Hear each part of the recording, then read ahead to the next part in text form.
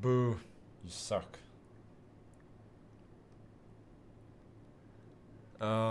This is what he does, isn't it?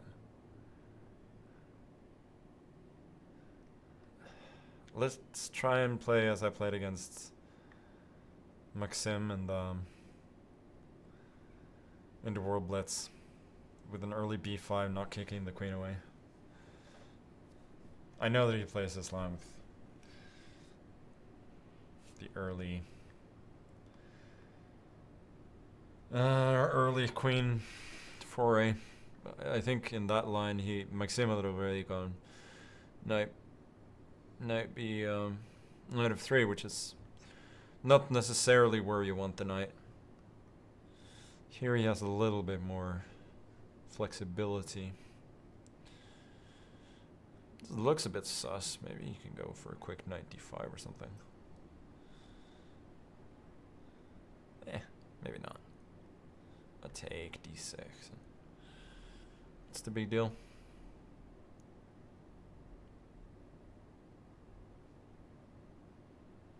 No, well, he goes for it.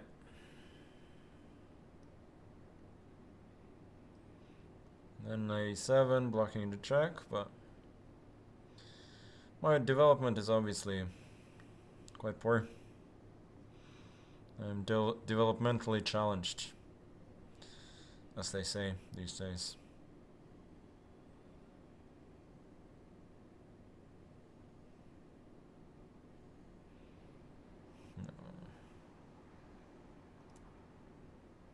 No.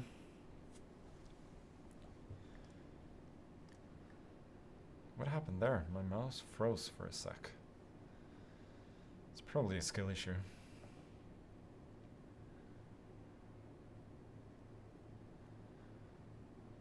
Knight h4. Gotta go king d8, yeah? I think so. Escaping the pin, preventing knight f5. And I am a piece up though, so even though that is about the only positive thing you can say about my position, that may still be fairly significant. And knight d7 next is going to solve a lot of problems. Now, if I were a good commentator, I would have prepared my next sentence, like why is knight d7 an important move, and so on. But I haven't, because I can play chess much better than I explain it, sadly. f6, he wants to take, rook here, knight f5, knight d7. That doesn't really work for him, does it?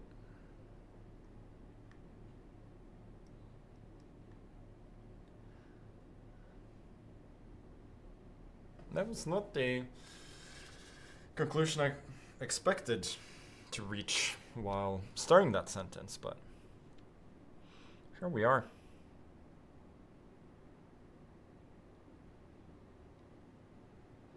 Yeah, I mean, that is an admission of failure if I were someone. Now I develop, this is threatened.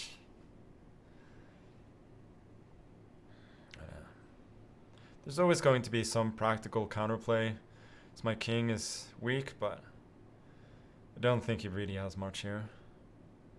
This is often a good move to get in the Sicilian, because you sometimes have to make a little bit of an awkward move to prevent the crude threat of checkmate. And if you're wondering if I'm saying crude a bit too much because I just learned that word, no, I didn't. But it's a good word, isn't it?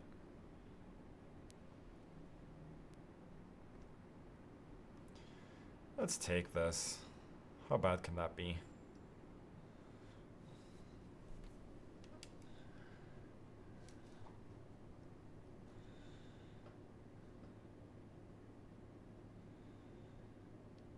Bishop g2. And then I think probably just knight b6, to be honest.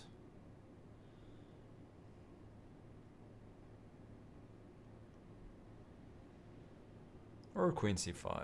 No, not queen c5. You crazy?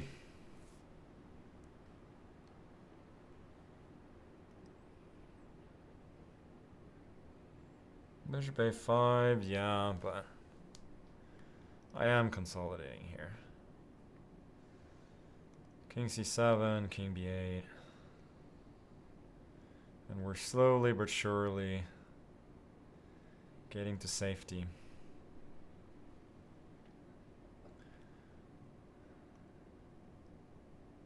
Knight d6 was possible there, but bishop d6 here.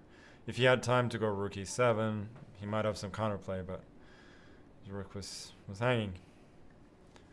So now I've successfully extricated the king, and I am a fairly clean piece up.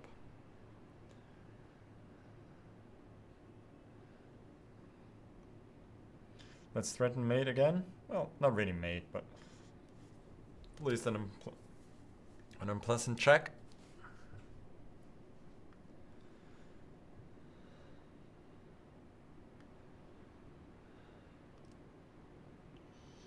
That's a good move. Prepares knight d4. That was somewhat missed by me. Let's change plan. Bishop c5.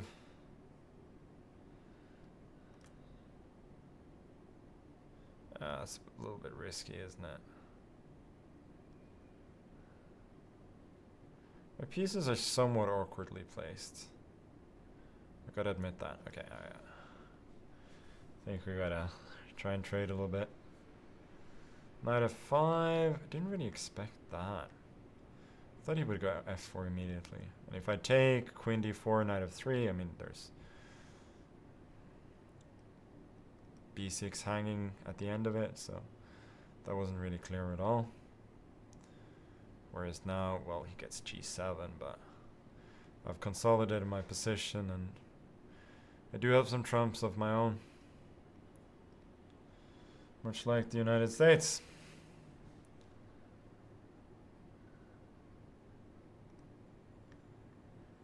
Queen c5, preparing this, and yeah, exactly here I wanted d4 and attack with d3, and we are dangerously nearing Resign's territory.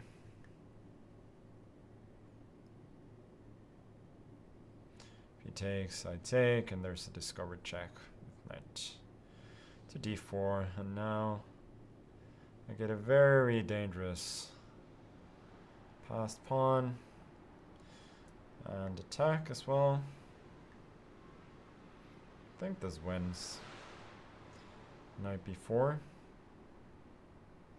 but seems incredibly unnecessary. Unless you're in a certain kind of mood, then you always take the easy option in such situations.